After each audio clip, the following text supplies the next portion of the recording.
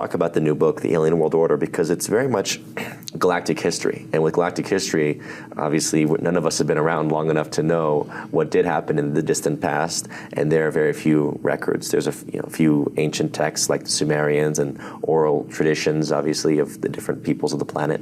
So what are the main sources that you used for this book? The main source was written by somebody named Robert Morning Sky, who recorded this because the information came from his grandfather, who was also a Native American. It all started with a crash on the Native American reservation, and his grandfather was one of 6 people, 6 young men who took care of the surviving alien and nursed him back to health.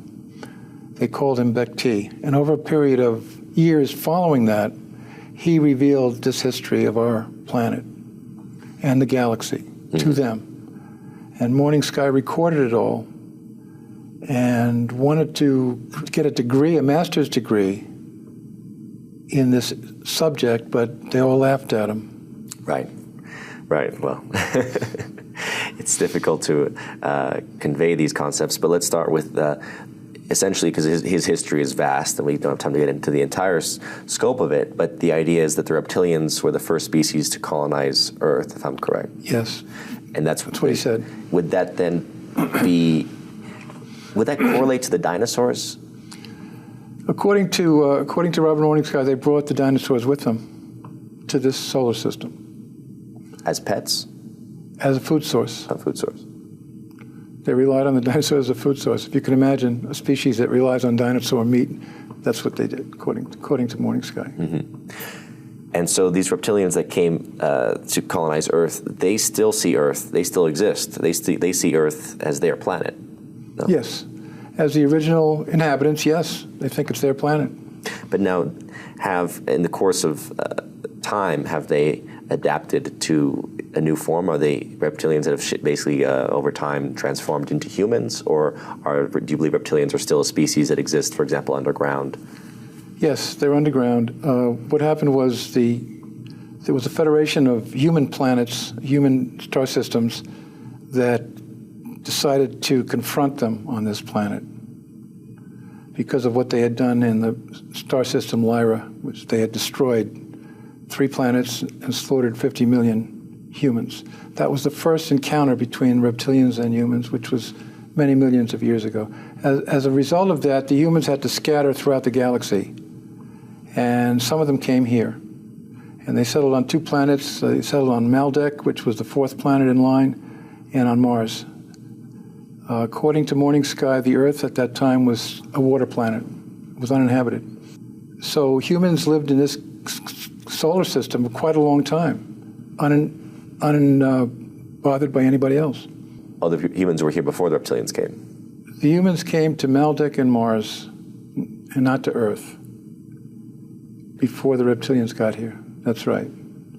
Of course, the reptilians roamed the galaxy. They had spacefaring technology for, according to Morning Sky, they've had it for thousands and thousands of years, perhaps millions of years.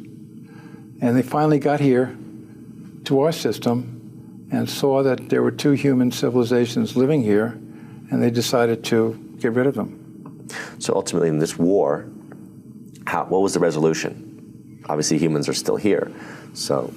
The resolution was that their plan was to take over the water planet that we call Earth and make it into an inhabitable planet for themselves in this solar system. What they did was they destroyed Maldek. How they destroyed it is questionable. They had the weaponry to do it. They had a so-called Death Star weaponry, which they used to destroy planets in Lyra.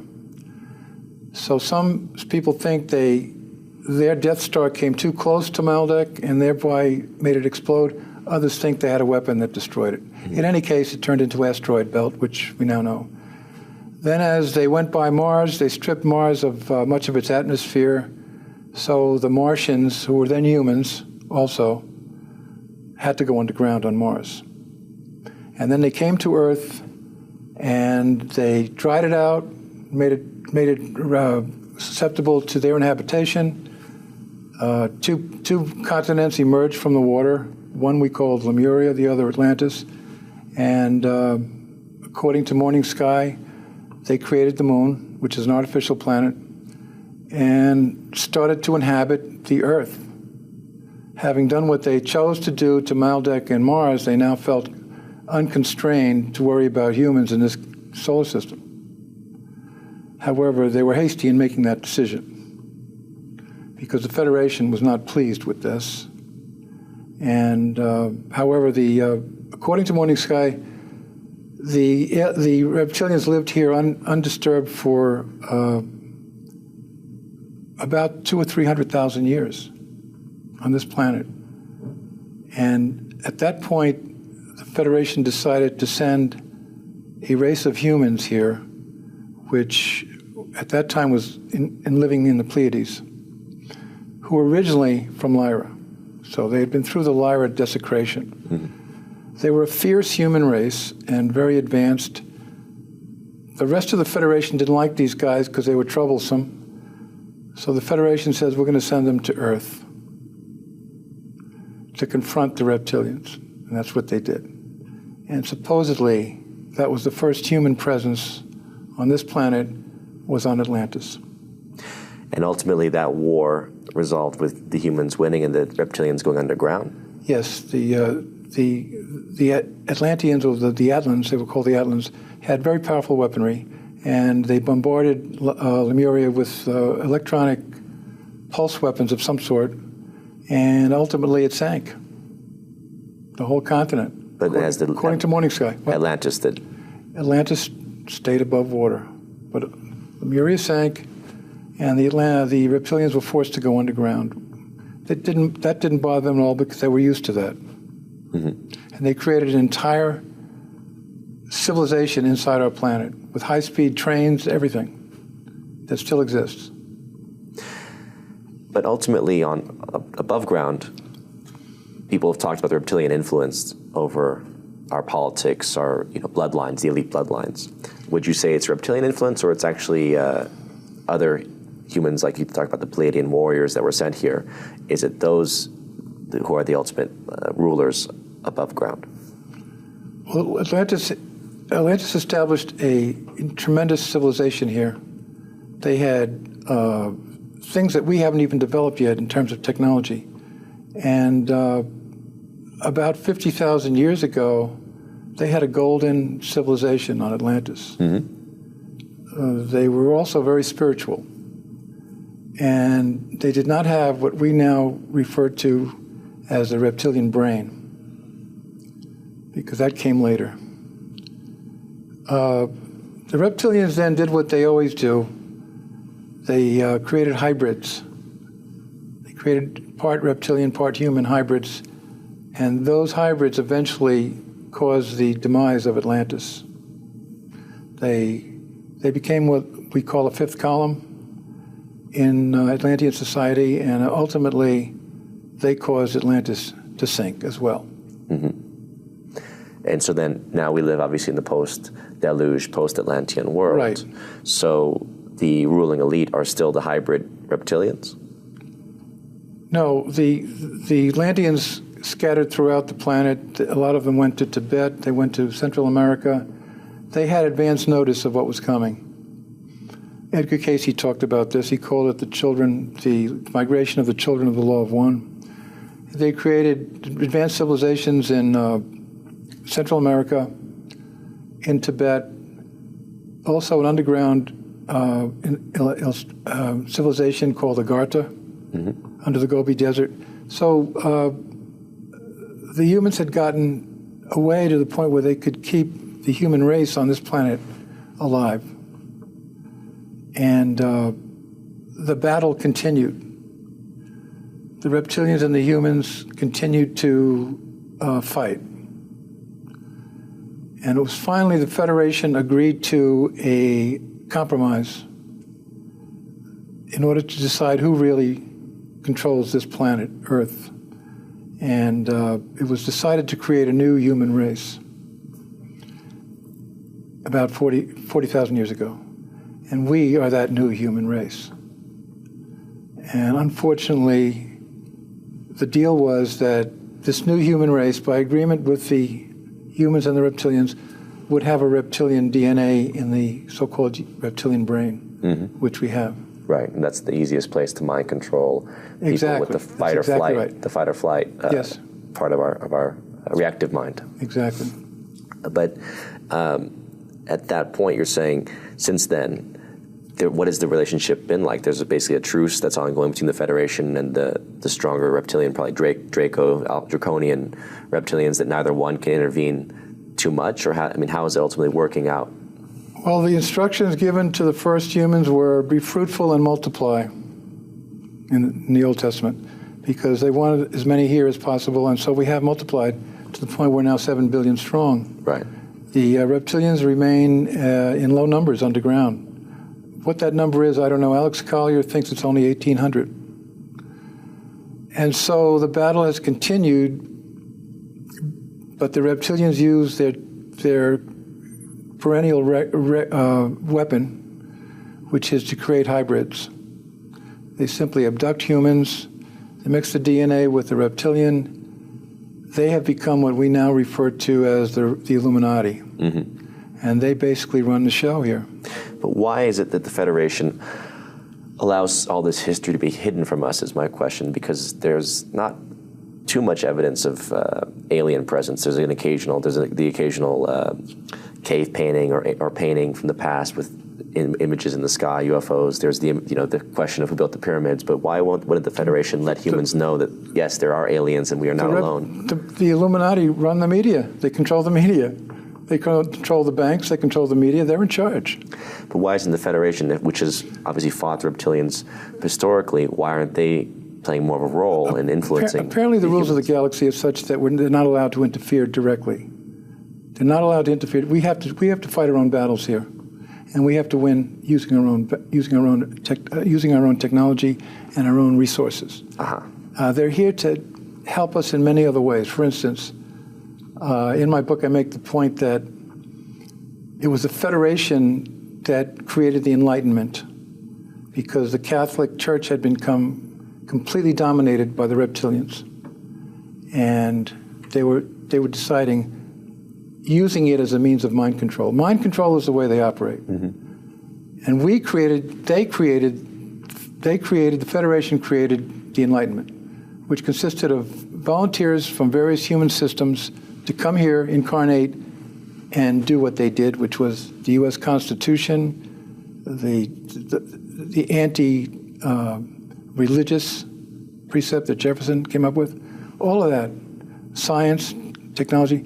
So you see, they've been active in that way, hoping that we could create a civilization here on our own to confront them and ultimately to win. So you speak about utilizing basically humans activating their own awakening, essentially, and utilizing their own technology to defeat this. One of the theories you've postulated is that the U.S. invasion of Iraq, which many people to this day, I think, wonder as to the motivation beyond the oil question, seems to be something deeper. Stargates, ancient technology. This is ancient Babylon we're speaking of, right? So why do you believe that there was a desire to get a control of this tech? I think it was Michael Salla who first brought this up, and I think he was right. I read his stuff, and I came to the same conclusion that there is a Stargate in Uruk, which is north of Baghdad. And we were afraid that the aliens would come through the Stargate in numbers and ultimately use it as a base of operations. So the whole intent of the invasion, according to Salla and according to others, William Henry, was to control that access to that Stargate. Now, which aliens are we talking about? Are we talking about actual reinforcements from the positive side, or this would be negative? Salla claims that they were trying to prevent the Anunnaki from coming through, because the Anunnaki supposedly inhabit the planet Nibiru, which comes through on a 3,600-year cycle, and when they get close to our solar system, they could come through the Stargate. The Anunnaki are distantly related to the reptilians, although my understanding is that they're not friendly. The Anunnaki are not friendly to humans or to reptilians? To the reptilians. They are reptilian in many ways, but they're not true reptilians. So I think Sitchin didn't make that point. but that's my belief. So would you say the Illuminati then was trying to prevent just another rival to their power with that invasion? No, I don't think the Illuminati were behind the invasion of Iraq. Ultimately, then what? Yeah, they might have been. They might have been. It's possible that they were trying to prevent the Anunnaki, who the reptilians don't like, from coming through. Right. That would make sense. What is it that you think was ultimately the desire of the reptilians with the human race? Are we just a food source to them? I mean, what do they see us as? According to the history that Robert Morningsky talked about, the reptilian empire, which is very large and consists of approximately 21 star systems in this part of the galaxy, that they have taken over. And when they take over a planet, they usually turn the inhabitants into slaves. Not direct slaves, but indirect slave, because they want them to continue to be productive. And we were just going to be part of that empire. Would you say that we are currently under the control of reptilians via the Illuminati? I think so. The Illuminati definitely run the show here. I don't think anyone argues with that. They control the media, they control the banks, they control the educational system, they control religion. What's left? So what is the actual process towards awakening that humans can achieve? How do we kick our rulers aside and activate our own potential?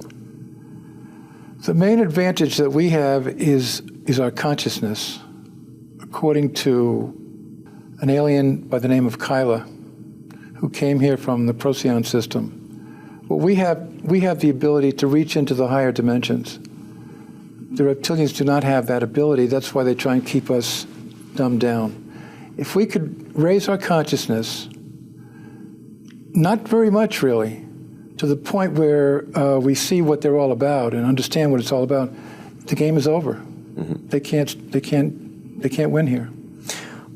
You've referenced a lot of, obviously, researchers, people like Morning Sky, people like Sala. What is do you have your own experiences, or besides the UFO sighting, that would really lend your belief system, I say, have shaped your belief system, that makes you take their perspectives as legitimate? Well, I had an experience while I was in the Air Force, but it didn't directly affect my particular conclusions about the reptilians. But I use intuition a great deal, and just connect the dots, and I came to the conclusion that David Icke was on the right track. And the more I put things together, I could see how it all fell together. I realized that basically right now we're in a stalemate, the humans and the reptilians. And there are forces in the galaxy that do not want this to become another Lyra. How do you think that this new work of yours will help people recognize, I say, wake up in a sense, not be afraid, not feel like, wow, we've been the slaves for so long, there's really no hope, we are just stuck here? And how do you think it will actually help them empower themselves and recognize their own consciousness? Once we truly appreciate the potential of the human race, once we understand that, and we will understand that eventually as we raise our consciousness, then there's no stopping us, because we can reach into the fifth dimension and beyond. They cannot do that. So really we have the advantage if only we could understand it. But as long as they keep our educational system, our media under their control and keep us dumbed down, we amuse ourselves with video games. Right. The virtual reality is another way potentially. Virtual reality, yes. And eventually they want to create a human race that is part robotic. Right. And part human. By doing that, they can plug us into their central computer and then control us completely. Right. And that's absolutely the ultimate threat of servitude and enslavement. Exactly. Right. And eventually, the only entities left on this planet will be the hybrids, or robotic, or aliens. And the humans that derive their power from spiritual sources will be gone. Right. And they plan to do this by replacing humans with hybrids slowly, little by little.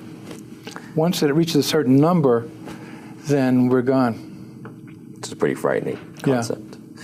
Let's hope that we have allies elsewhere from the Federation and others who are working with us to liberate our consciousness. Len, thank you so much for joining me today. I really appreciate your time. My pleasure.